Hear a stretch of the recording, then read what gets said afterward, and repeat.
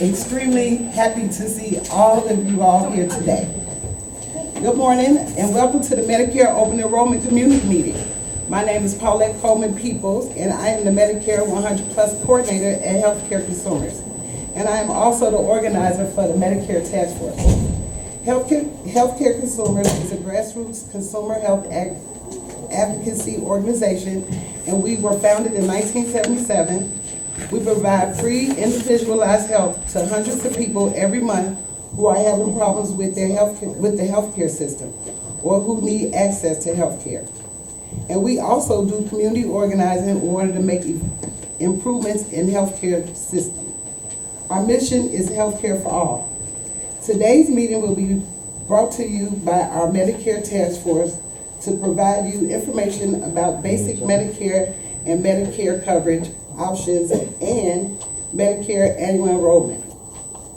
This community meeting is co-sponsored by Barham Benefits Group, Carl Christie Clinic, OSF Healthcare, OSF Heart of Mary Medical Center, Health Alliance Medical Plans, and Promise Healthcare.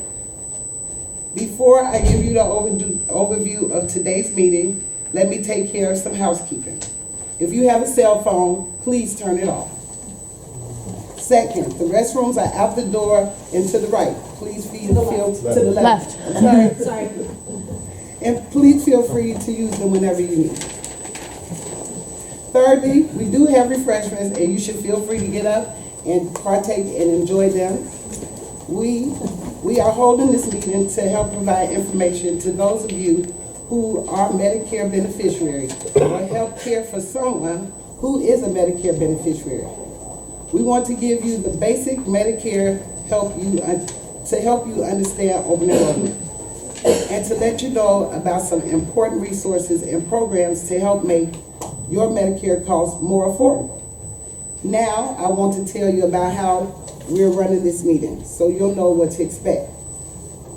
Hopefully we'll get everyone that don't have an agenda, and we will run a tight program this morning and we will follow the agenda. Now, I would like to welcome Claudia and Lennhoff to start the presentation. Thank you. All right. Thank you all so much for your patience. I just wanted to let you know before we start on the presentation that we do have representatives from other groups who you might want to talk to afterwards. They're sitting at the table at the back. Do y'all want to introduce yourselves real quick? I'm Adani with Health Alliance and representing the Simply plan. So if anybody has any questions, we got some brochures and things to give away. Thank you. Thank you. I'm Candy Gilbert from OSF Heart of Mary Medical Center Senior Services Program, and I'm representing the SHIP Senior Health Insurance Program department that we have. If you have any questions. I'm Nicole Downey with OSF Heart of Mary. I'm with Faith in Action of Champaign County.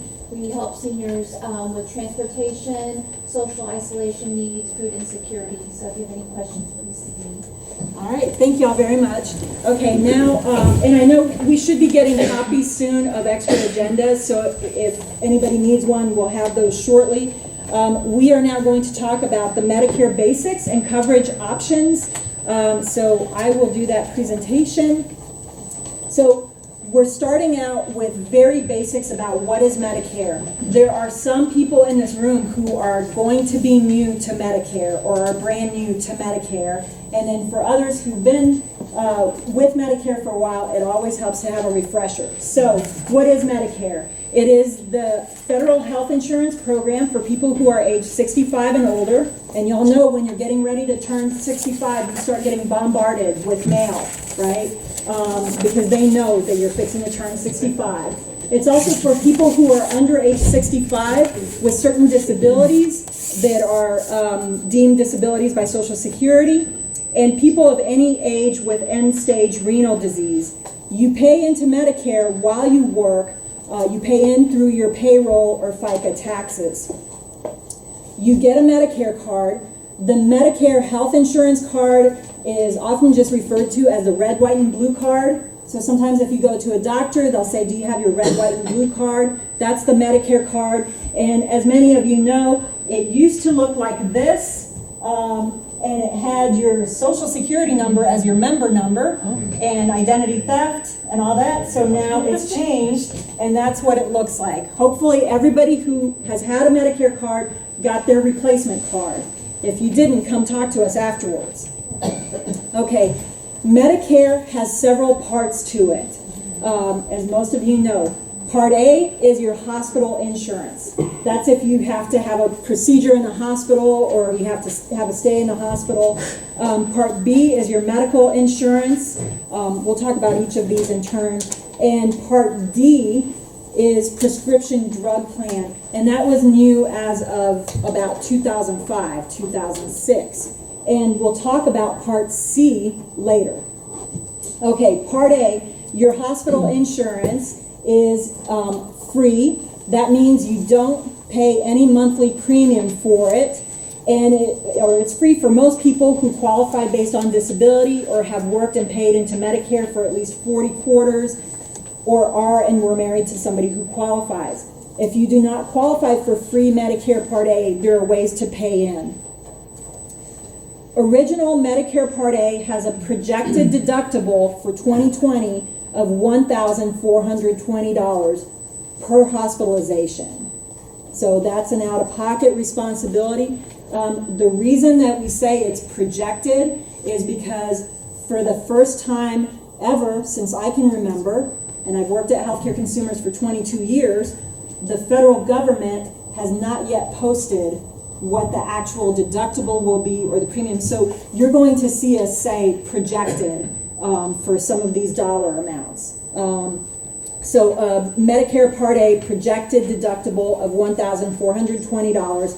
This will cover your in-hospital overnight care, skilled nursing facility care for a certain number of days, hospice, and some home health care.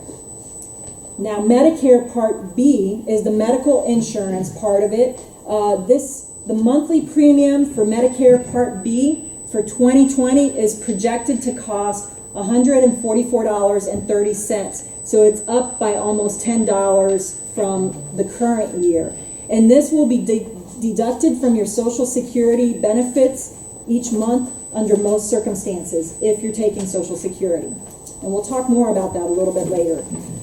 Original Medicare Part B has a projected annual deductible of $197. So you have your monthly premium, and then you have an annual deductible of about $197. There is a penalty if you do not sign up for Part B when you become eligible, and if you do not have other coverage that's considered creditable or comparable to Medicare. What does Part B do? Part B covers doctor services, outpatient hospital care, including chemotherapy, emergency room visits, ambulances, blood and lab work, durable medical equipment, diabetes testing supplies, some home health care, and preventive services. So this is really the majority of your coverage under Medicare, because if you think about it, the majority of the health care that you need is kind of outpatient or is in these categories. So what does Medicare not cover? Medicare doesn't cover vision, as many of you know. So if anybody ever needs help with affordable vision, you can come to Healthcare Consumers. There's some legislators in Congress who are trying to work to add benefits to Medicare along these lines. But right now it doesn't cover vision, with the exception of cataract surgeries and glasses in between surgeries. But it doesn't cover glasses or contact lenses in most situations. So that's a gap in coverage.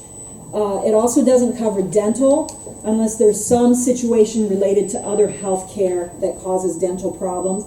It doesn't cover hearing aids. So we know hearing aids are just super expensive and they're out-of-pocket costs for people who have Medicare. And it does not cover long-term care or custodial care. It'll cover rehab services if somebody's been hospitalized and they need to go to a nursing home or rehab facility for a short period of time, it will cover that. But if somebody has to stay at a nursing home, that's long-term care, and Medicare does not cover that. Okay, now let's talk about Medicare Part A and Part B enrollment. Enrolling in Medicare Parts A and B is through the Social Security Administration. You will be automatically enrolled if you are drawing Social Security retirement benefits or after you have been receiving Social Security disability payments for 24 months. Social Security will send your Medicare card in the mail. If you are not taking your Social Security benefits, but you need Medicare, you need to actively sign up for Medicare through Social Security. So an example of this might be, let's say I age into Medicare, I turn 65 years old, but I love my job at Champaign County Healthcare Consumers so much that I want to continue working for 5 more years. And I don't need to draw Social Security because I have a salary, but I want to start on Medicare. I would proactively need to go to Social Security to get my Medicare started because it's not kicked in by me jumping onto Social Security. Okay, so signing up for Medicare, you have an initial enrollment period. So you can enroll, if you're going to be new to Medicare, this is when you can sign up for Medicare. You can sign up 3 months before you turn 65, and that kind of coincides with when you start getting all the mail. The month of your 65th birthday and 3 months after you turn 65. So you really have sort of a 7-month initial enrollment period.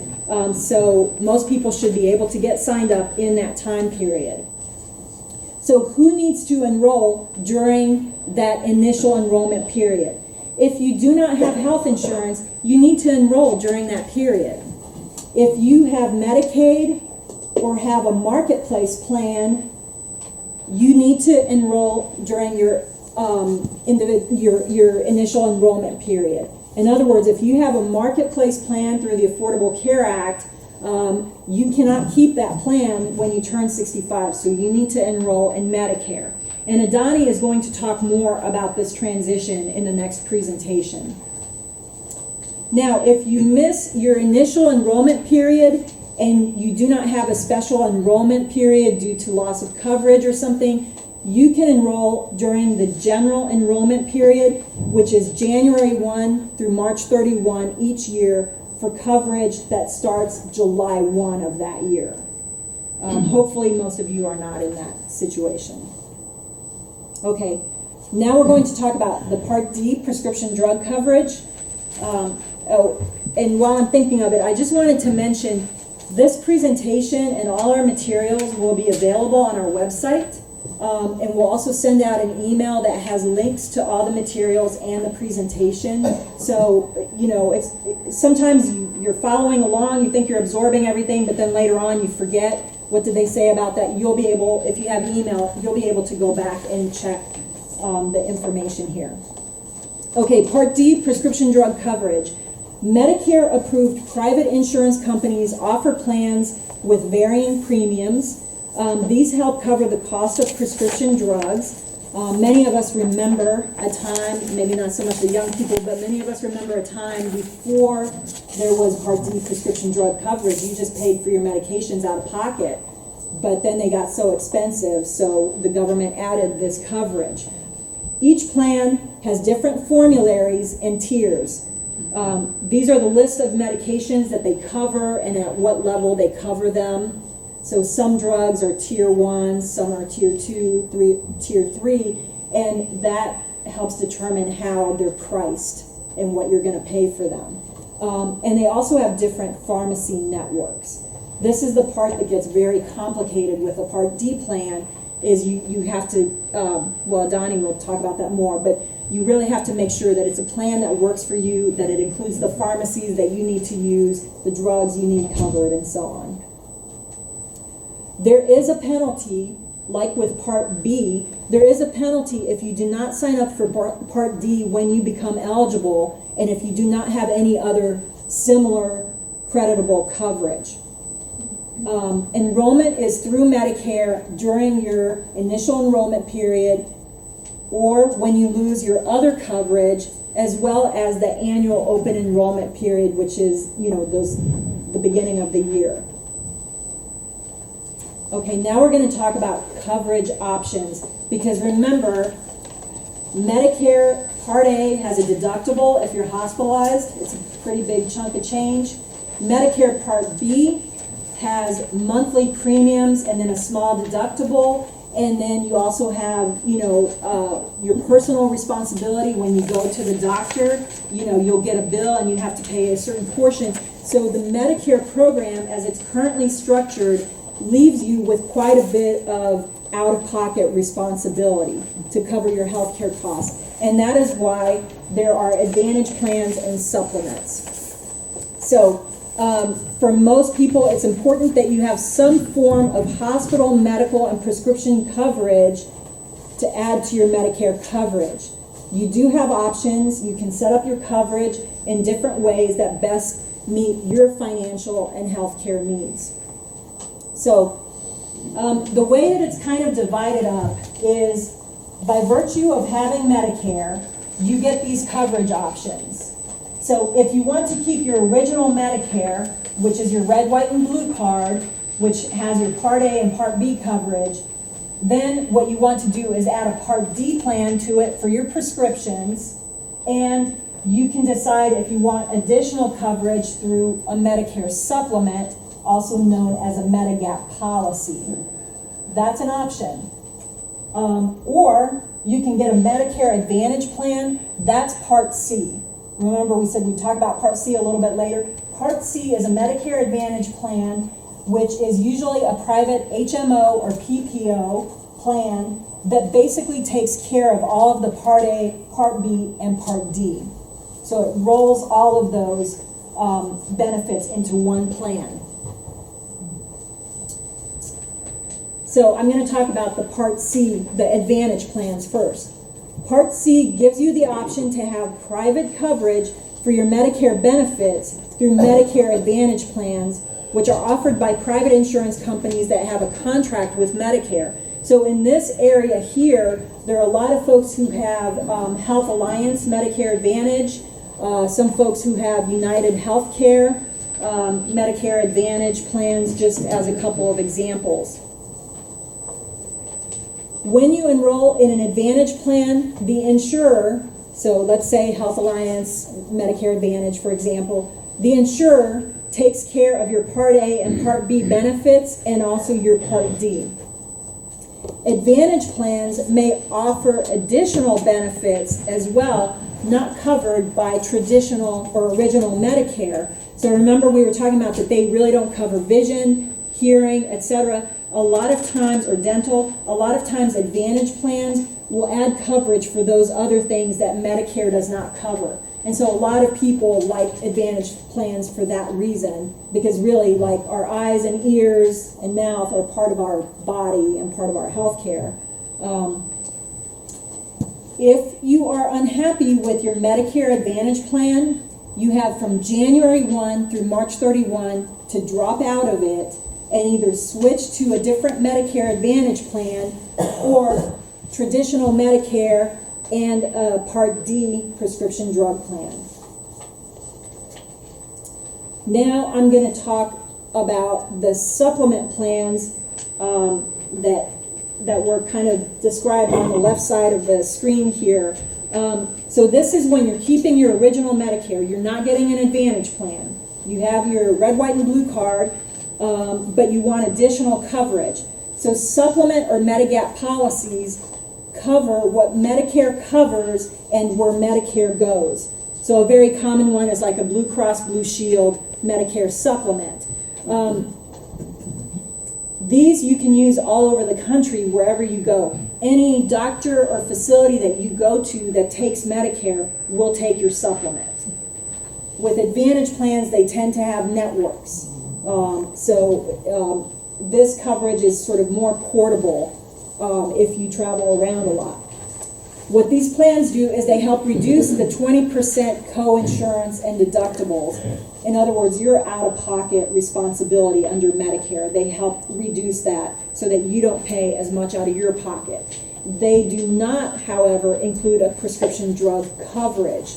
So if you get a supplement or Medigap policy, you also still probably need to get a Medicare Part D prescription drug plan. Supplement policy levels. So supplement policies are organized and sold by plan levels. And I think, do we have a handout on that? Yes. So for those of you who have the packets, otherwise we'll email this out, but you have a yellow handout, and on the back of it, it shows you the different supplement plan levels. What's super unhelpful at this point is that they're labeled with letters, so it gets confusing. You know, we're talking about Medicare Part A, Part B, etc. But then the supplement plans also are labeled with letters, Plan A, Plan B, etc., etc.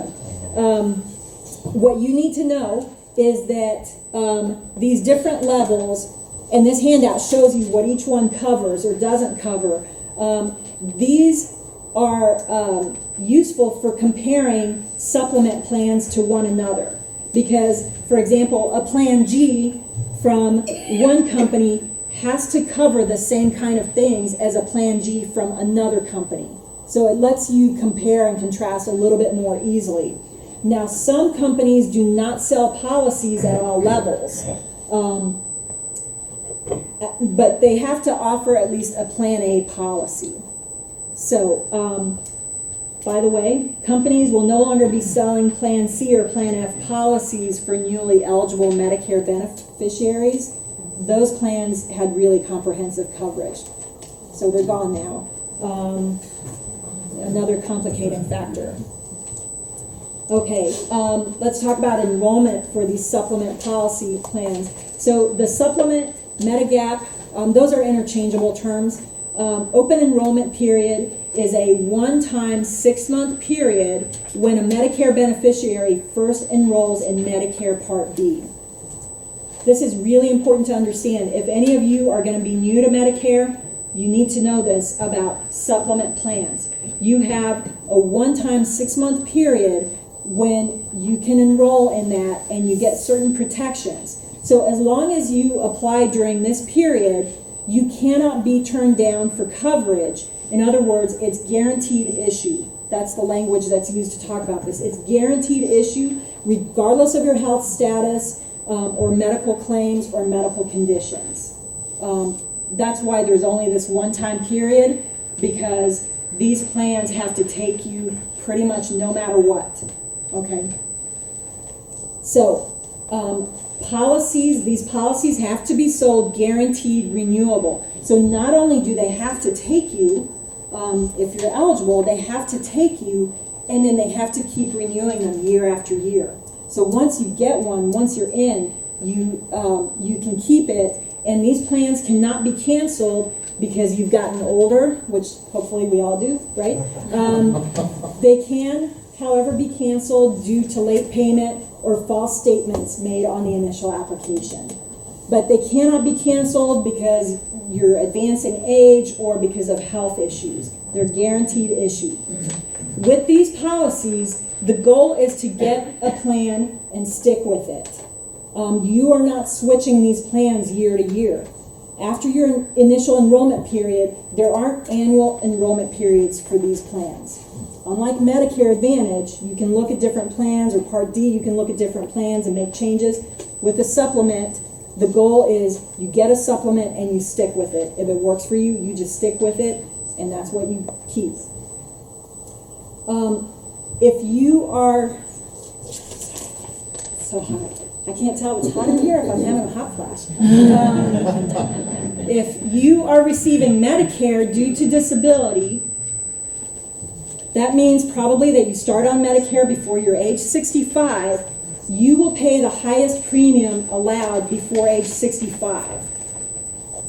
But when you turn 65, you have a second open enrollment opportunity to seek out and receive the same premium rate charged to other people who are age 65, because you have that guaranteed issue. So this is a good way to compare the supplements and the advantage plans. So the supplements original Medicare. So when you go to the doctor, you're going to have your red, white, and blue card, and then another card, maybe Blue Cross Blue Shield or something else. That's your supplement. If you get an advantage plan, you just have one card, and it might be Health Alliance Medicare Advantage or United Healthcare Medicare Advantage. Under the supplements, they have to offer the same benefits across companies. So if you choose a G supplement or something, any other company has to offer the same benefits for that level of a plan. Under advantage plans, benefits vary. They all cover A, B, and D, but they might add additional benefits. With a supplement, there are generally no network limitations. This means you can travel to Adani in my home state of Texas and go see somebody there, and if they take Medicare, they'll take your supplement. With advantage plans, they typically have a network that you try to stay in that network. Now, that doesn't mean that you won't be covered if you go somewhere and you have an emergency. Emergencies are covered and all that, but generally they have a network. Under supplements, Medicare will pay first, then the supplement will pay, and then you will pay the remaining costs. So many of you are probably used to getting your Medicare explanation of benefits, right? So, you know, these documents, whenever you've been to the doctor or something or hospital, you get a Medicare explanation of benefits. They say what they're covering and what they're not, and if they're not, why they're not. And then, you know, you might get a statement from your supplement, and then you might get a bill from the hospital or the provider that shows the adjustments after Medicare paid, the supplement paid, and here's how much you owe. So that's sort of the order of how things get paid. Under an advantage plan, the plan pays and you pay remaining co-pays or co-insurance. So usually with an advantage plan, one of the reasons people a lot of times really like advantage plans is that you know what your copay is going to be whenever you go see the doctor. So it might be $25 anytime you go see the doctor. You go see the doctor, usually you pay at the time of service or you get billed, but you know what you're going to be paying. Under a supplement, it only covers the expenses covered by Medicare. Whereas under an advantage plan, they can cover additional services, including vision, dental, and some hearing. Supplements tend to be more expensive. Advantage plans tend to be less expensive. Another reason a lot of people like those. Now, one of the things to understand about the supplements is, okay, if you're turning age 65 and you're signing up for a supplement, it's guaranteed issue. They can't turn you down. They can't charge you more because of your age or your health status. However, they can charge differently. No, wait, this says age and tobacco rate. They can't charge you for your age if you're like, they can charge you more. You can still sign up for it and they'll give it to you, but they could charge you more. They ask about your health status. Supplements, these are different products. An advantage plan, think of them as math. You can go pick them up from the store. It's going to cost the same for everyone. But a supplement, because they're going to stick with you and they're going to stay with you and they're like, okay, we're going to pay 20% of whatever medical costs you have. So we want to know what your health history is. They're going to accept you in that initial period, but they might charge you more based on your health status.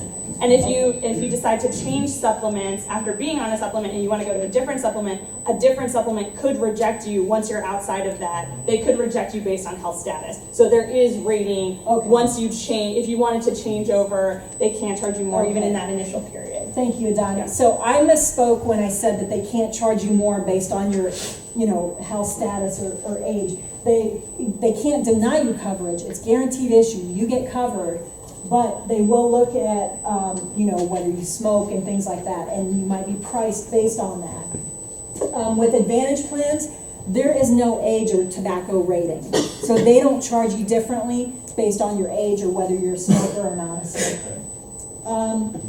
Supplements may have medical underwriting, and advantage plans do not have medical underwriting. Is there a simple way to explain that? That's the health status. That's the thing. health That's status. that medical underwriting is that they will take into account what your health conditions are. So if you've had heart attacks, diabetes, high blood pressure, et cetera, the supplements look at that. That's medical underwriting. Advantage plans do not.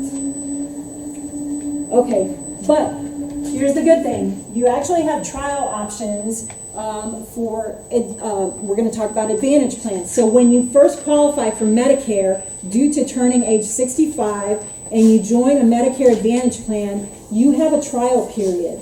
You can drop that Advantage plan within the first 12 months and you can get a Medicare supplement with guaranteed issue with no pre-existing wait period.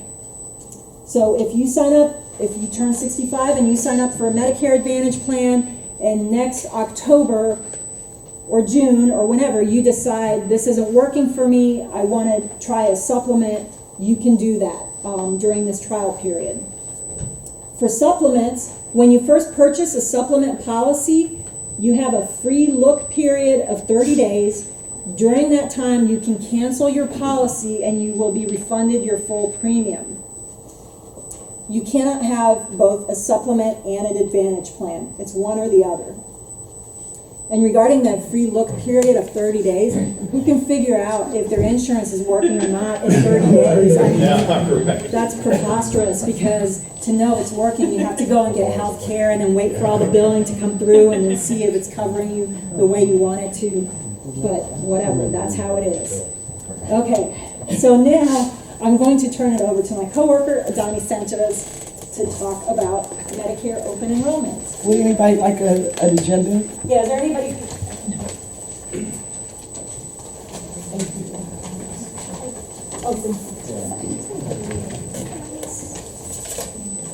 All right. Do we need to shake it out, or is everyone okay? Is everyone still with us? I know it's a little stuffy. But I'm going to talk about Medicare annual open enrollment, which we are now in as of October 15th, all the way through December 7th. And I'll be talking about what that means and what that looks like. Open enrollment for every year is specifically for Advantage plans and Part D prescription plans. As we said, supplements are not involved in this open enrollment process. So this is for those plans that you can change. Again, I want to distinguish that supplements and Advantage plans are like different products. Think of them, they're not necessarily like, you're not comparing the same things, they do different things. And that's why that comparison chart is so good, because it kind of just shows you what are the different things those products are doing. So for Advantage and Part D plans, that's what you have the option for during open enrollment. If you have any extra assistance programs like Extra Help or Full Medicaid, you can actually switch throughout the year. So you aren't relegated to just having this time to change those plans. So if you have any of those programs. In 2020, they've got 28 plans available for prescriptions, and those premiums really range. They're from $13 all the way up to $135 a month. Several of the plans do have drug-specific deductibles, so not just your health deductible for Part B or Part A. Sometimes the prescription plans themselves have deductibles. So that means that you have to pay up to $435 of your drug costs before you start getting discounts on your prescription drugs. So just watch out when you're looking at those prescription plans. Yeah, maybe $13 seems like a great deal, but if you have a prescription that costs $300 and you're going to have to pay that in the first month of your prescription plan, that might be a little harder to do, or that might not seem as appealing. So you want to look at more than just the premium. How is this going to cover your medications? And so a lot of brand name or specialized medications that don't have generics yet, where you're having to buy the brand name, some of those aren't covered on every single formulary. All those 28 plans are going to have different formularies and rate those prescriptions differently. So tier 1, those tend to be the cheapest, but each formulary has their own rating for each prescription. So you want to make sure that your prescription plan is covering all of your prescriptions. And the prescription plans actually have coverage phases. So in many of the plans that do have deductibles, you have to reach the deductible first. So you have to pay $435 before you get into your initial coverage, which is phase 2. And then phase 3 is catastrophic coverage, where the prescription plan is actually paying like 95% of the cost, and you only have to pay about 5%. So that's going to be the most coverage that you would get from your prescription plan. And I don't know, I know that people have heard a lot about the donut hole. That actually is gone. There's no more donut hole. It's finally done. Instead, there's kind of this phase, they call it the coverage gap phase, but you're not losing your coverage like you used to. You're just paying 25% of the prescription cost. So technically, in the phases after your initial coverage, there's a point where you get into this coverage gap. And that point is where you and your prescription drug company have paid $4,020 in prescription. So that's what the health insurance company pays, the prescription drug company, and plus your co-pays. So those numbers added together, if they get to $4,020, that's when now you start paying up to 25% of your prescriptions. So it might look a little bit different than your initial coverage, where maybe you had a copay of $47 for one of your brand name prescriptions. But now you're paying up to 25%. So it's a little bit of a shift, but then you get out of that when you're at $6,350. So there is it's not really a donut hole, it's not where you lose coverage completely, but it is a little bit of a shift where you're paying something a little bit different than you were during that initial phase. Does that make sense? Do people have questions about that? It doesn't make sense, but yes, it's there. So once you reach $6,350 in drug costs, you'll be in the catastrophic phase, and that's where you either pay $360 for generic drugs and $895 for brand name drugs, or 5% of the cost, whichever is more, because I guess they don't want to help you pay for your prescriptions. So whichever one is more. So it is a reduced cost. And so this starts over every year with your prescription plan. The cost that you pay during the coverage gap is capped at a percentage of what the plan pays for that drug. So you're working on the cost that the prescription drug plan is paying. That's where that 5% comes from. And this is a helpful table that kind of shows, first you have to get into your yearly deductible. So once you get through that $435, you're now in your initial coverage where you have co-pays for your prescriptions or a co-insurance. And then once you spend that $4,020, you're going to end up paying 25% of your drugs. And then once you get to $6,350, that's when you get that reduced coverage. Or that's where you just have to pay that reduced amount. And not everyone will get to this point. So if you're on a lot of generic drugs or things that some prescription plans, some generic drugs are free. So a lot of people might not even get to this point, but you should think about what kind of prescriptions are you taking? Are they brand name? Are they generic? That's all stuff that you should look into when you're looking at prescription drug plans, because it's not just about the premium, it's how it's covering your prescriptions and how much it's costing you. So now we're switching gears over to Advantage plans. Advantage plans are those private insurance plans, and they usually include drug prescription coverage. There are 21 plans this year, and they're offered from 5 different companies. So some of them, I think, Aetna, WellCare, Health Alliance, those are all offering Advantage plans. And the premiums range. Some of them are free. They range all the way up to $160 a month. But again, now we're in an Advantage plan. So now we're thinking about, this is a private health insurance plan with a network. So you want to make sure all your doctors and all your hospitals are covered. Does it cover the things that you use regularly? Because if you're choosing an Advantage plan because you don't want to pay 20% of an MRI, you want to make sure that they're offering some kind of benefit for that MRI. So you want to look and see how they're covering the services that you're actually using. And does it cover your medications? Just like with a prescription drug plan, is this covering your brand name inhaler? Is this covering that hard to find heart medication? So you want to make sure that it's covering the things that you're using. So it's not just like, which one is the best one? That's not going to really be the case. There's not going to be one best one that's going to fit everybody. So when we're coming in, when we're doing an appointment together, so if you come talk to me, we're going to be talking about who are your doctors, what are your medications, and then what's going to be in network for you and where do you want to go. So things to get ready. So if you're looking at this open enrollment and you're like, I don't know if I want to keep my Advantage plan, every year they're going to send you a booklet that says, it's called the Annual Notice of Changes, and it's going to say, this is what's going to change from next year, for next year. So this is what it was this year, and here's how it's going to be in 2020. And so they're going to talk about premiums, they're going to talk about copay changes, and so you just want to make sure that you're looking at that information from them, because I know you're getting bombarded with mail, but if it's your company that's sending you stuff, always take a look at it just to make sure that it's, maybe it is an advertisement, but sometimes it's something important like this Annual Notice of Changes, because it would be a shame if they sent you something that said, well, your premium's going up by 25%, and you were like, well, I like my plan right now, but you didn't realize that they were going to make that change, and then you stick to it, and you're kind of out of luck in the new year.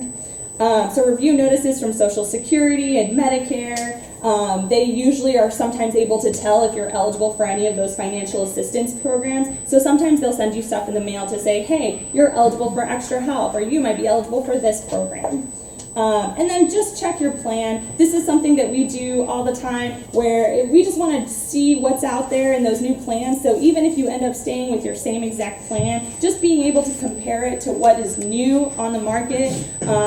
Sometimes that's helpful just for you to get to know your plan better and be like, oh yeah, well, I really do like my plan, and it still really is going to be a good fit for me. So even just taking a little bit of time to do that can be really helpful and save you a little bit of time, so that maybe you avoid a problem or something, just because you took the time to just take a look at your plan. So networks can change, medications can change, so just keep an eye out for that, and just know that these, even though you like it and maybe it doesn't feel like it's going to change, it might change. So you just want to always be sure that you're checking on it. When we review plans, it's really easy to look at them on Medicare.gov. Even if you don't want to review Advantage plans or anything like that, using Medicare.gov is incredibly helpful. They have a lookup where you can find out if your procedure is covered. It'll show you a lot of the information that we've talked about, what your deductible is. I mean, this year it actually hasn't been finalized, so a lot of the numbers that we talked about are projected numbers, but usually it's very up to date, so it's been really frustrating to see that they haven't fully updated that yet. But looking up to see procedures, they've got a new app, and you can compare what you have and look at all the new plans that are available in your area. You can also check plans by calling Medicare at 1-800-MEDICARE, very easy. And you can also check with your plan in person with a SHIP counselor. So we've got OSF SHIP counselor. So you can contact them. Just disclaimer, we are not official SHIP counselors, but we do help people look at their plans. But you can always contact a SHIP counselor.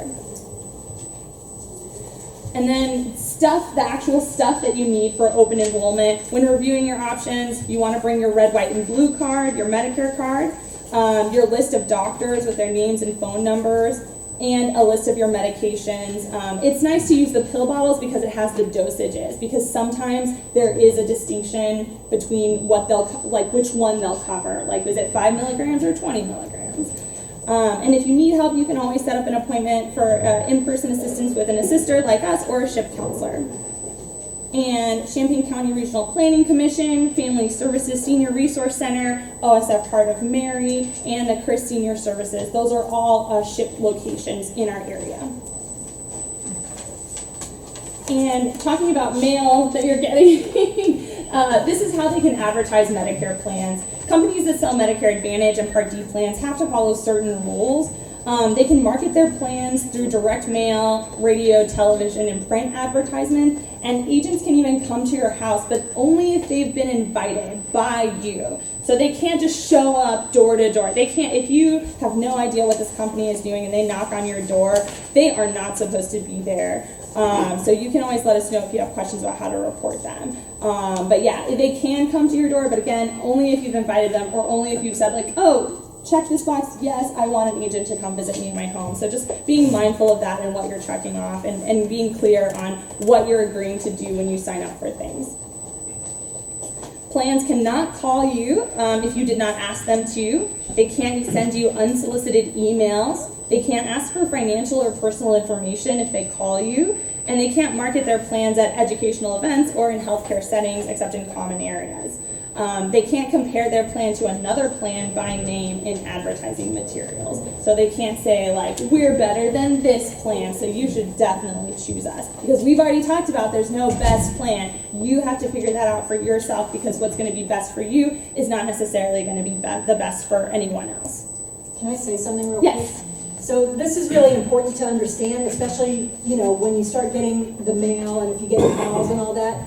We have had to untangle situations for people when they've been marketed a plan based on its affordability. We've had people who signed up for a certain kind of Part D plan or Advantage plan that has no network in this area. Yeah, maybe it's affordable, but you can't use it at all. And so these are the dangers of working with somebody who is actively trying to sell you a plan. It's not the same as working with, one of the SHIP sites or healthcare consumers or something who will help you figure out what actually works for you. Because we will look at the networks, we'll look at your doctors, we'll look at where you want to get care, and also where you want to get your prescriptions.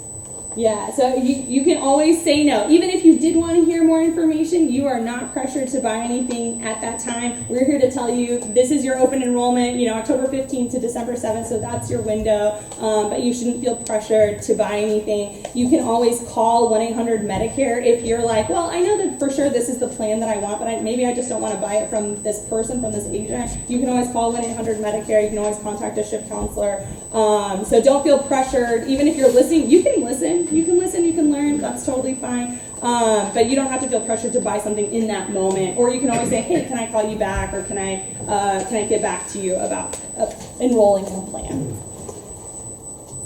And again, so on things that plans cannot do, they can't sell you life insurance or other non-health related products at the same appointment. This is called cross-selling, and it's prohibited unless you request the non-health related product information.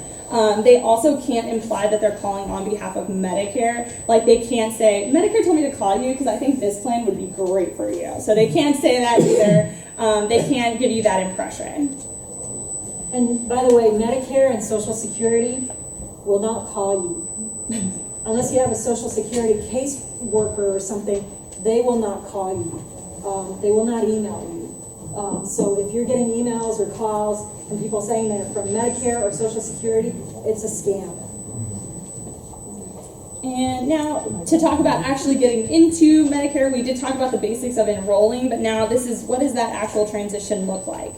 So if you have employer coverage, you want to talk directly to your employer and figure out what you need to do. Sometimes you do need to sign up for Medicare, but sometimes they have options for you to stay on maybe a different plan. And as long as it's creditable, you can do that. And until you get off of that coverage, that's going to be credible coverage and you wouldn't be penalized for that. Your employer can tell you if you need to, and if it will be your primary or secondary insurance. And you want to make sure that that coverage is credible. And usually if it is coming through an employer, it usually is. Typically, if the employer has less than 20 employees, you do need to sign up for Medicare Part A and B because it will be primary. And then after you stop working or your employer group coverage ends, you have 8 months to sign up for Medicare without a penalty. So even after your initial enrollment period when you turn 65, if you lose your employer coverage, you still have like another enrollment period to be able to get onto Medicare. And you wouldn't be penalized for that. If you have retiree insurance, it's important to talk to your benefits coordinator to find out what you need to do and what is offered. They might have different plans than those 28 plans that we just talked about or those 20 plans that we just talked about. So you want to make sure that you're talking to someone who can tell you what is specifically offered to you as an employee at your firm. They may have different plan options that aren't available publicly. Also be aware that if you choose an Advantage plan or supplement that is not part of your retiree package, so if you decide that after talking to your benefits coordinator that none of those plans are going to be a good fit for you and you decide to choose something on Medicare.gov, then it might jeopardize the benefits that you're receiving. So that isn't always the case, but we want people to encourage that could be a risk that you take, that if you choose something that's off of Medicare.gov, when you're being offered something from an employer, you might not be eligible to go back into that pool again. So you just want to clarify what those boundaries are with your employer. If you have Medicare and VA coverage or TRICARE, you need Medicare Parts A and B, but you rarely need additional coverage. Usually that's pretty comprehensive, but if you do have questions about that, you can contact TRICARE for Life. If you have VA benefits, it does count as creditable coverage, creditable prescription coverage. You want Medicare so that you're covered at non-VA facilities, though. So if you have that VA coverage, it's great to have it, but if you don't live incredibly close to a VA facility, it might be a good idea to actually sign up for Medicare so that you're covered in other places. If you have marketplace coverage and you're transitioning into Medicare, you must terminate your marketplace coverage. They do encourage you to be on Medicare. If they find out you're on Medicare, they will terminate your plan, or they'll encourage you to terminate your plan. So you can contact healthcare.gov by phone or by mail, or with us, we can help terminate your plan on the marketplace as well. You can terminate your plan as early as 60 days before your Medicare starts. And it takes a little bit of time, so we do encourage people to not wait until the last minute, because it could take a little bit of time. So it's like you're going to keep paying that premium until it terminates, so you want to make sure that you're doing that in a timely manner. If you have Medicaid and you're transitioning into Medicare, you can have both at the same time, but the requirements change. So once you turn 65 and once you're eligible for other coverage, you're in a different Medicaid category. And so now that category is not only taking into account your income, so it's a much lower income threshold, and then it's also taking into account your assets, which isn't always the case if you're on what we call adult Medicaid. So now you're transitioning into this different category, and the rules are different. Medicaid would be the secondary and cover things that Medicare does not, like vision and dental. If you have both Medicare and Medicaid, you still need to have a Part D plan, because Medicaid isn't going to cover prescriptions if Medicare is your primary and you're supposed to have prescription coverage through your Medicare program. If you qualify for Medicaid, you don't really need to have a supplement or an advantage plan, because Medicaid is paying that 20% that Medicare doesn't cover. And I'm going to shift it over to my coworker, Chris Garcia, to talk about other resources for your Medicare. Hey everyone. So I'm going to talk about some of the other things. So the things that we were talking about that are missing from Medicare, so like the vision, the dental, and then other resources that we have in the community.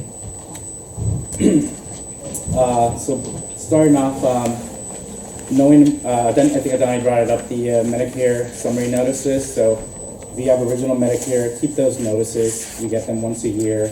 If you have questions about appeals or grievances, we can help with that. It's done through Medicare. I believe you can do it over the phone by calling the 1-800-MEDICARE. And so one of the other programs that we have that we offer to the community here is prescription assistance. So that is if you are maybe transitioning between Medicaid into Medicare, or from an ACA plan into Medicare, and you need help with that copay for that first month before your Plan D starts. Or just maybe you have a really expensive copay that month. We have an option for you to help you out, cover that. We also offer a dental referral program. So if you need a dentist, we partner with local dentists to help you with that. So you can get a sliding scale discount, essentially, at a local provider. And then the other one is the one-side vision program. So if you need glasses, it's not covered through your plan, and you don't have an Advantage plan that's going to cover that, we can help get a exam and a free pair of glasses with a local provider as well. So the Medicare Savings Program, so this is offered through the state. So what this does, if you maybe don't qualify for Medicaid, for example, you can try signing up for the Medicare Savings Program. What that will do is it'll cover your Part B premium, so that that won't come out of your Social Security check anymore. Or if you were going to pay that yourself, that would cover that. And so we can help with those applications as well. They're all done through the aid.illinois.gov website. And then extra help, as Adani said, you get a notice usually if they determine that you might be eligible. And what this would do is would give you that $0, if you qualify, you get that $0 premium plan, no deductible, and no coverage gap. So that was that phase for your prescription coverage. Chris, can I say something real quick? Yeah. Those two programs that Chris just talked about, the extra help and the Medicare savings, those are notoriously underutilized. There are a bunch of people who qualify for those and could be helped by those, but just don't know about them, and so they don't sign up for them. So, it's really important to check that out as an option, especially if you're a lower income person. And same goes for Medicaid. Like, a lot of folks just don't know that you might be eligible for the dual eligibility program. So just kind of talking to someone to see what the income guidelines are for that year. The federal poverty income guidelines, they change every year. So maybe you weren't eligible this year, but if that bracket shifts, then maybe next year you might be eligible. Hospital financial assistance is another program, or programs that are available in the community. You might be familiar with the Carl one. They used to call it community care. It's just their hospital financial assistance program now, but if you're eligible, for example, for Medicaid and you have dual eligibility with Medicare, you're automatically 100% covered at their facilities. In those cases, as Adani mentioned, if you have Medicaid, you're probably not needing supplemental or Advantage plans, but just for peace of mind, getting those applications, you're covered for 1 year, and it'll work parallel with both of those insurance companies. And then we have the Medicare 100 Plus program at OSF. So what this does is same. If you submit an application, it'll last for 1 year. It'll work with your insurance and help discount additional benefits. So one nice thing about this program is that we partner with other providers that offer, like let's say anesthesiology or radiology. They can still discount not just your OSF, but we can discount some of the other lab work that you might be also receiving assistance with. And then other services, so redeterminations for DHS, so similar with for your open enrollments, Medicaid has a 1 year renewal, so you have to renew your Medicaid benefits. Your Medicare savings program, you have to renew that. I think extra help as well. If you're getting Medicaid, maybe you also qualify for SNAP benefits. That's another program that we can help determine whether you might be eligible for. And then as Adani said, if you're transitioning and you need to terminate your marketplace plan, your prescription assistance, SafeLink phones is another underutilized service in the community. If you're eligible for SNAP or Medicaid, you're also eligible for a SafeLink phone. And then just additional programs that you can talk to us about if you have any questions where maybe your plan might be falling short. We can discuss what we might be able to help out with. And this is our contact information. And that's it. Okay, so now is the part where we get into the Q&A, and I'm going to ask Adani and Chris to stay up here with me. Thank you. So if you have questions, we're happy to try to answer them. If it's very involved, sort of personal situation, we may just say we'll talk to you about it afterwards. But sometimes, your question might be helpful for other people, so we'll open it up. Yes, ma'am. I've heard the word penalty used a number of times. I think that probably means different things, different amounts for different things. Can you give us a short overview, or is that too? It might be a little more. So Part D prescription has a complicated formula if you don't get that. And I think, again, so think of it as a percentage of the cheapest prescription plan is what you would be charged times however many months you don't have prescription coverage. And then for Part B, I think the penalty is a little bit, it's formulated, they're all formulated in different ways. I guess one of the questions was, I've heard about penalties that happen for the rest of your life if you do not do them on time or meet the requirement every month. Yes. You do not forgive it. Right, it's not just a one-time fee. If you are delayed or you're late in not having something, your premium will be your premium for your plan plus that percentage for every single month for forever. Yeah, so when you're eligible for Part B or Part D, those are the plans that can, or the parts of Medicare that can put a penalty on you if you don't sign up when you're first eligible. when you're first eligible, you really should look at signing up, unless you have some other kind of insurance that's equivalent.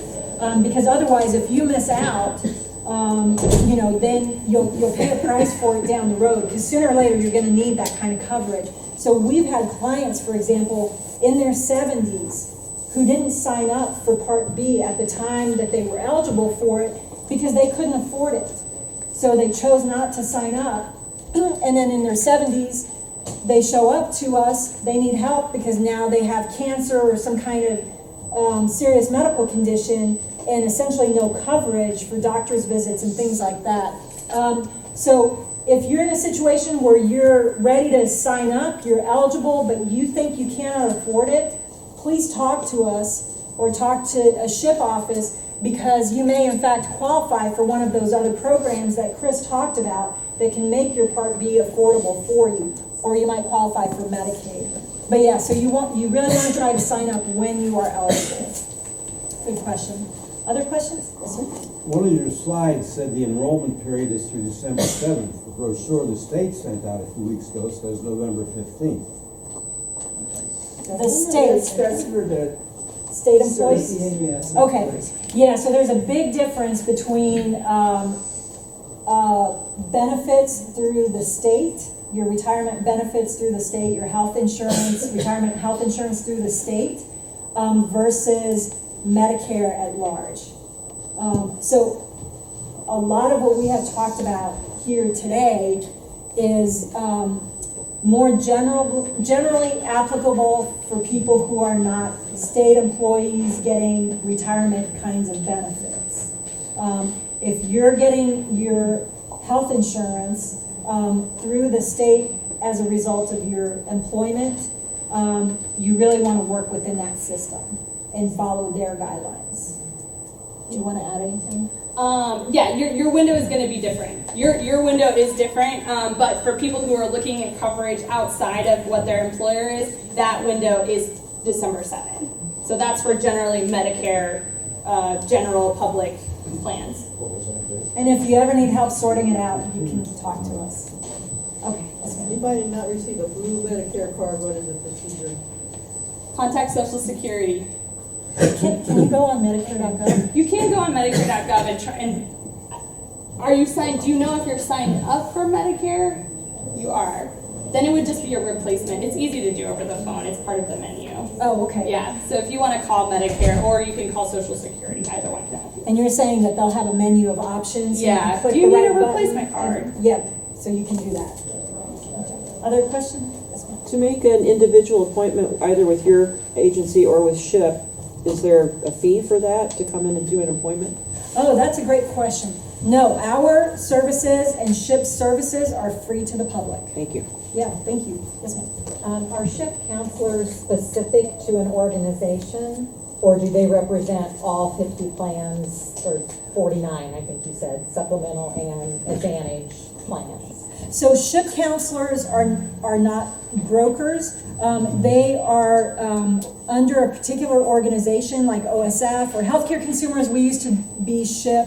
We're not SHIP anymore, but we can do the same thing. But any SHIP counselor should be able to help you with any of the plans that are available. They're not representing a private company. We're just showing you what the options are. Like, hey, look at this plan, look at this plan. We're not representatives for that company. Yeah. And then specifically with supplement plans, you would have to go directly to the company for the supplement plan to figure out what those prices are. But like, I can talk to you about like, oh, this is what a plan A covers, this is what a plan B covers. But because there are those private companies and they have to talk to you a little bit more to figure out what your quote is going to be, we can't just go online and enroll you in a supplement plan. So you would have to work directly with that company. Yeah, but yeah, you should feel comfortable Candy going has to something to add. a SHIP, to any Even SHIP. at OSF, we're a site. OSF is just a site for SHIP. We're not affiliated with any insurance company at all. We just Yeah. lay out your choices and Yeah. you make the choice. Okay. And in fact, SHIP counselors are not allowed to be affiliated with any insurance company. Okay. Okay. Yes, sir? So with the Medicare Advantage plans, how are they comparing to the supplemental plans? You've got Plan A, B, C. The Advantage, how might it compare that to know whether it's comparable benefit? I know there's government mandates, but Right. where is it compared to a Plan A? So Advantage plan, like they're Please, no what picture. you're. Oh yeah, he doesn't want to have his picture taken by you. Oh, okay. So the way that you compare the Advantage plans is going to be you creating like your list of things that you want to make sure are covered. So really the big differences in those Advantage plans are what kind of bonus features they have. So some Advantage plans have like gym membership. So those are going to be extra things. So Right, you can but even, how do they compare to the basic benefits in a med sup? you're not going to be comparing them side by side because an Advantage plan is going to be like, okay, when you go to the doctor, you're going to pay $15. But a supplement is going to be like, well, we're going to pay like the 20% that you're owed at that doctor visit. So that's not going to, you're not going to be comparing copays and copays because they're doing different things. That supplement is only going to pay 20% of those benefits, and the extra things in those plans are like, does it cover skilled nursing care? Does it cover your Part A deductible? Those are going to be different. So it's hard to compare because they're different products. And they offer, you mentioned that there's a 12-month where you can change. But after you've been on an Advantage plan for a couple of years, there's the January to March period where you could change. If you choose to go to a supplement, is it subject to underwriting? Yes. Yes. So if you you're go to another Advantage, is it subject to no, underwriting? Advantage plans don't underwrite ever. But the supplement, so if you're outside of that initial change, if you chose an Advantage plan but actually you want to get into a supplement, but it's still your first year, that was still your first choice, there's no like they still have to give it to you, but they can still ask you about your health. But if you're outside of that, if it's been 5 years and you're like, actually I think I want to go into a supplement, they don't have to take you. They can rate you based on they can charge you more based on your health status and your age. But why then statistically are so few Advantage programs sold compared to subs? The subs are the big, that's where all the market is. Yeah, a lot of that has to do with the local market where you get your health care. So for example, we have kind of an unusual market here in Champaign County, Champaign-Urbana, because, well, for a lot of reasons, but it's unusual. And here, for example, we have Carl as a major So provider. we have a favorable network. Yes. Where around the country others may not have that, so their option is a supplement. Right, yeah, and so we might not have as many Medicare Advantage plan options here from different companies. We might have a more limited number that offer Medicare Advantage plans, just because of the local market. Whereas like in San Antonio, my hometown, I might be able to choose from a lot more different ones, and then also supplements as well. But that's the reason why. And you're right, in the past, the supplement used to be like the gold standard. But over time, as people got used to like HMOs and copays, the difference between a copay and coinsurance is that a copay is a set amount of money, like $25 for a visit. You always know what that's going to be when you have copays versus coinsurance, which is a percentage of the cost, and you don't generally know what that's going to be until you start getting the bills. And so over time, but especially in this market here, people have started to prefer the Advantage plans.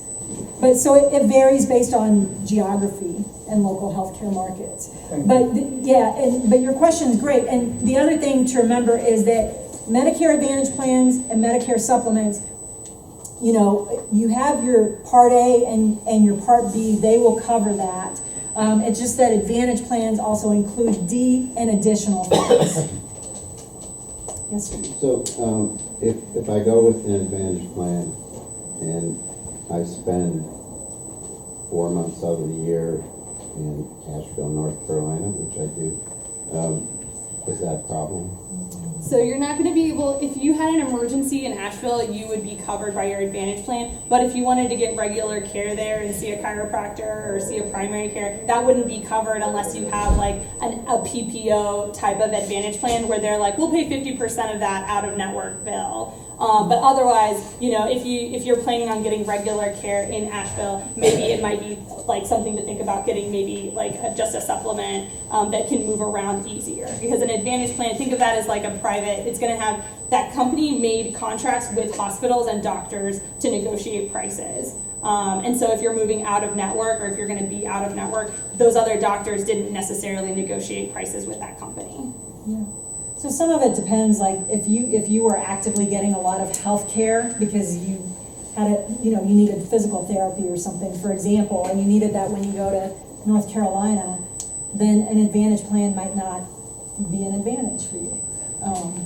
Okay, and then do a question in the back, then the gentleman in the red, and then up here. You might be a person who's not comfortable going online to shop at Medicare. I want to share a beautiful experience my husband and I had phoning 1-800-Medicare on a Sunday afternoon when I said, honey, nobody's going to be there on Sunday. And at 4:30 when I thought they would have gone home, a well-informed, polite, knowledgeable Medicare staff person took our inquiry, which was, is there really such a thing as maxing out of physical therapy? And he walked us through it, told us as long as the doctor says it's reasonable and medically necessary, you continue your physical therapy. And wonderful experience. You can call the 800 number and be, if everybody is as wonderful as the individual who helps us, we're in for a good situation with these particular public employees. Yeah, they can be very helpful. Let's just take 2 or 3 more questions, and then we'll wrap up this part, and then you can talk to us individually. The gentleman with the red. I haven't been able to get any good information on how Medicare handles the facility fees. Like Carl will charge, say, $115 for a regular office, 15-minute office visit, and like $235 for a facility fee. Are you responsible for like 20% of that fee also, or how do we do that? I mean, so you can look at it, Advantage plans have that as a listed benefit, so you can compare how, but sometimes it usually is 20%. That's the usual benefit, but some Advantage plans have it like different. Medicare, their fixed amount is like $80, so you pay $16. So they have a fixed amount for the facility fee also? Say it one more time? Yeah. Do they have a fixed amount for the facilities fee? I mean, like the acceptable charge, say, would be $80, Yes. a $115 bill, and you would pay $16 and 20% of that. Yeah. And then the facility fee, say, is $235. Do they limit that fee? Yeah. Okay. And do you have any idea what that might be now, or? Oh, I don't remember, because so many times when people have like HMOs or stuff or Advantage plans, it just covered, you know. But yeah, actually, anything where Medicare will help pay a part of it means that the federal government, Medicare, has regulated that price. It might not be a satisfactory price to you and me, but they have regulated it.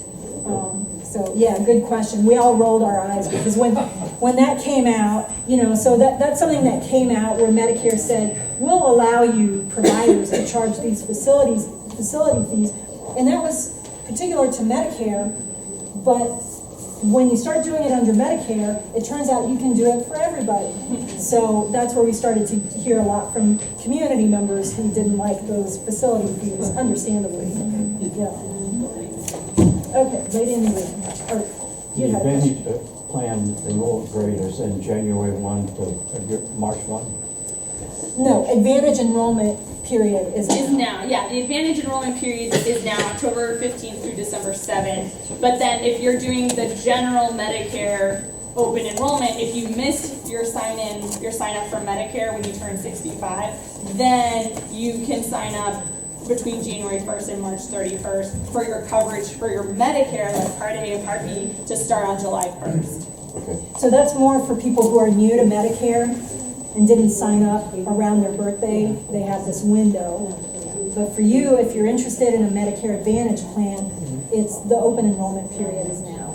But you could switch your Advantage plan. If you already are on an Advantage plan, if you choose one now, and you're like, well, actually, January 1st comes around and you're like, actually, I don't like this Advantage plan, you can change either to another Advantage plan or to regular Part D and Medicare in that same window, January 1st to March 31st. Is that what you were talking about? Okay, yeah. You can switch it. Was there another question? Yes, sir. If you go to the emergency room and you're discharged, Are you still in charge of one lump sum? You're talking about the deductible for Part A, the big deductible. I think it depends how long you stay over. Yeah. How long you stay it's over. gonna depend. A lot of times, people might go in through the emergency room and then they would be kept in observation. In other words, not really admitted to the hospital. You should not have the deductible then, Right, because, yeah, you shouldn't, but. You shouldn't. Yeah, usually the deductible is you're admitted. You're admitted. And you're gonna be there, for a while, yeah. But if anybody ever has a problem, you can come and talk to us and we can try to sort it out. Okay, one last thing. I have Humana here, is that still gonna be active? Humana. Prescription. Humana has might have several prescription plans, so I don't know. So you would have to look at your annual notice of change, or we can meet and we can look and see if that plan is still available. And one thing we wanted to make sure and mention, any of you who have a Medicare Advantage plan or a Part D plan, this is the open enrollment period, you can change.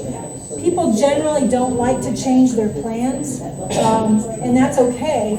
But we still encourage everybody to review your plan and make sure it still works for you, especially the Part D prescription drug plan, because they can change the formularies. And a drug that's been covered perfectly this year, they might change how they cover it for the coming year. But they have to tell you that in the plan changes. So you should have gotten something in the mail already if there are any changes to the plan that you're on. If you like your plan and you've looked at it and the plan for 2020 looks like it's going to work for you, you don't need to do anything. Yeah, you'll automatically be renewed if Humana still, and I think Humana does have several Part D plans. So if it's that, they'll just roll you into continuing in that one, but you just want to make sure that it still is going to fit for you. Okay. Oh, one more. Yes. I want to know if I understood this correctly. Once you're on the supplement plan, you cannot switch to an Advantage plan. Is that correct?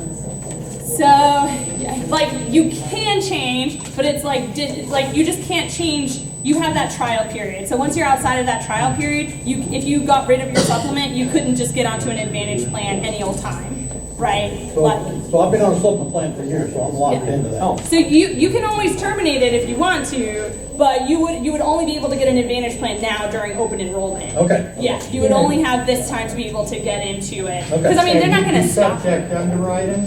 Not on an Advantage. Not for Advantage. Only if you wanted to get onto a different supplement, if you wanted to stop your supplement, you can apply for a new supplement at any time, but they're going to ask you about your health. They might charge you more because of your age, because you're over 65. You know, they're going to they might charge you more for that. And it just depends. Every company has a little bit different actuarial tables, so they might charge you a little bit different. It's easier to go from a supplement to an Advantage plan. If you need to make that change, you just have to do it during this open enrollment period. Whereas if you're going from an Advantage plan to a supplement, let's say 3 years into your Medicare coverage, then you're going to be subject to that underwriting and all that stuff. But if you like your supplement and it's working for you and it's affordable and all that, you can stick with it. And then at some point, if you want to change to an Advantage plan, that's fine. You just need to do it during open enrollment. Well, as of right now, we don't know what monetary changes are for the next year. Wow. I haven't said them yet. They haven't sent them yet for supplements? Yeah. I got a letter on my Part D saying it's gonna change. Right. They didn't say what would change. I would call your supplement and I would call them and see because they're supposed to have that out. Because I mean, we can go look on Medicare.gov and I can see prices for the new prescription plans. So that's something that we could do. Yeah, if you're curious, we could always help do that. Thank you. All right, well, we're going to go ahead and wrap up. I wanted to, first of all, thank all of y'all for your patience and forbearance with the chaotic setup. I really apologize for that. We appreciate all of you who stuck around for the meeting. Our Medicare Task Force, who helps put on this meeting, meets every month, the third Thursday of the month here in this room at 11:30, I believe. 11:30, I don't remember. Anyway, but also we will post the PowerPoint on our website. We'll send out the link over email. So if you want to get the materials, you can visit our website or, sign up with your email. And then the documents that we have about extra help and Medicare savings and the other stuff, we can also send out links to those as well. And please feel free to share those with other people, who might be struggling with Medicare. Again, we just wanted to thank y'all and thank our co-sponsors, and we'll formally wrap up, but if you want to ask questions, the folks at the back are available, and we're available as well. Thank you.